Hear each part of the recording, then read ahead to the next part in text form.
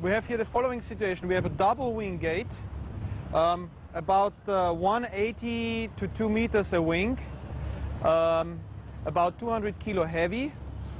In other terms, this is not a light gate, this is a heavy gate.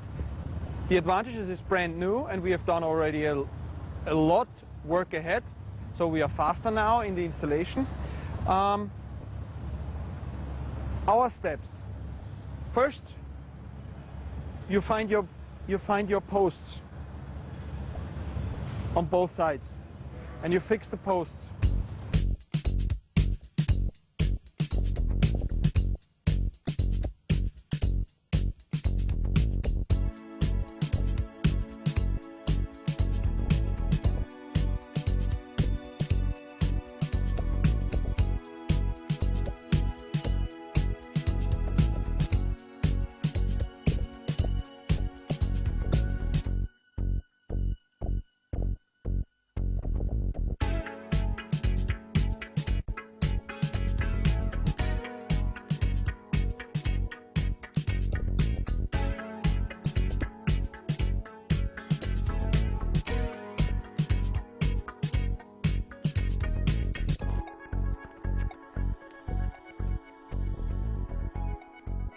After you fixed your post, you already have all about the position for the hinges, and the hinges are defining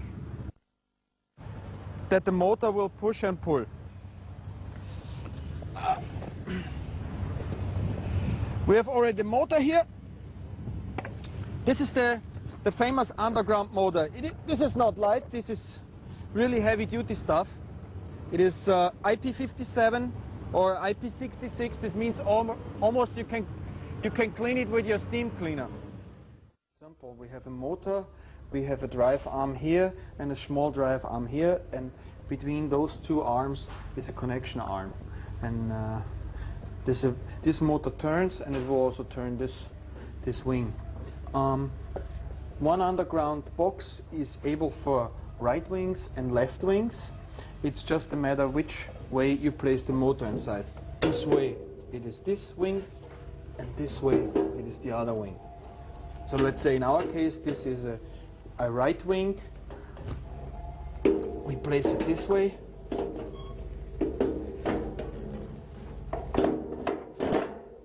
We place it this way. And then we have 4 nuts to bolt it down.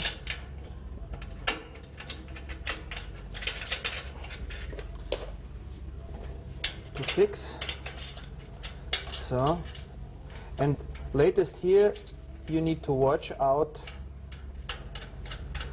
that your drainage is working, because now your access to the box starts getting more limited and more limited.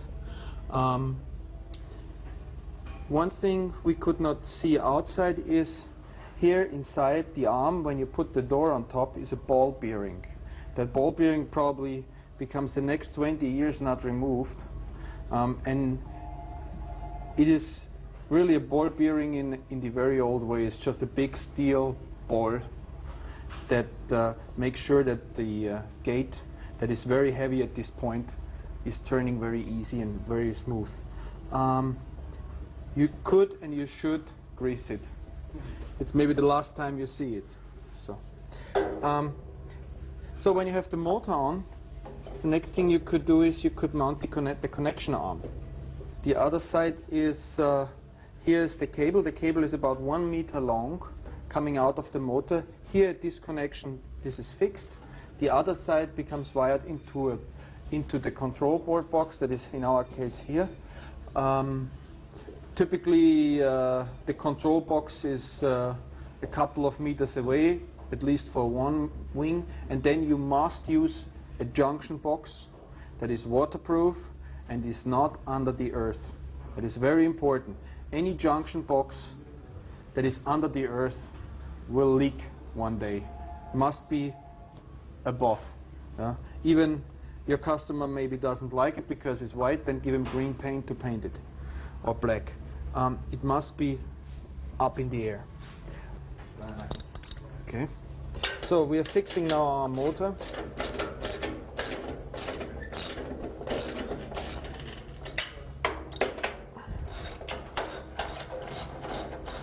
Don't forget, an underground system is very expensive, also for your customer, and all work you do should be done 100% and proper.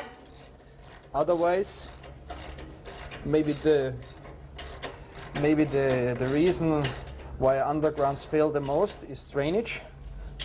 And if you don't watch your drainage and you flood your underground, one day water will kill it. Maybe in 1-2 years, maybe in 5 years, but it will kill it one day. And the lifetime of an underground could be 10 years. So you removed 5 years from your customer. Connection arm connected. Here are 2 small holes. If you want to secure your gate opener so that someone doesn't take that away, then you could do that. You could do that. You weld it. You weld it, or you screw it here. The underground system does not have hard stops. The gate should have hard stops. Now, not in all cases is it possible that you mount on your gate in front and hard stop. Even when the driveway is high up, your customer needs an M-Class Mercedes or a Range Rover to drive above your hard stop. But still think that the hard stop is the best for your gate opener. There's a very good alternative for heavy gates to mount hard stops. You could use the wall of the underground. We prepared that here, and when we will close the gate, you will see that our primitive hard stop will stop the drive arm in the position you defined with it. Now I expect you to do that better than I did, but for training reasons this is fine. Also, we mounted here a hard stop in the opening direction.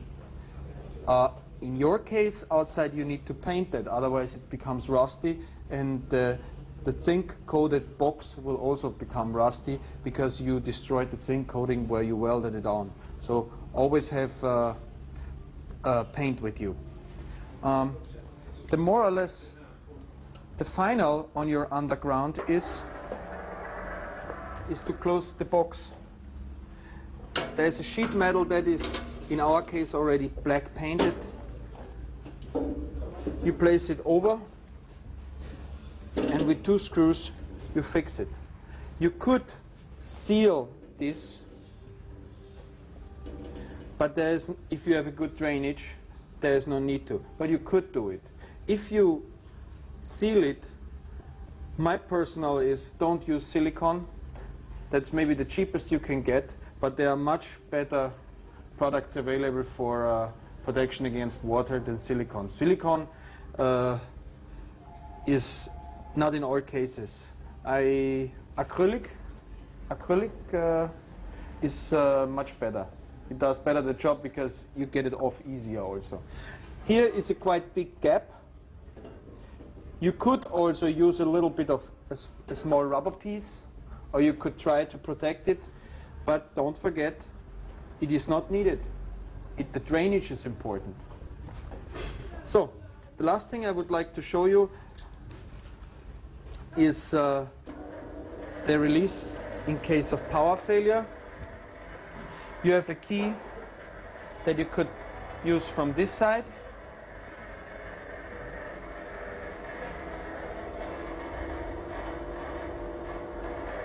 Or from the other.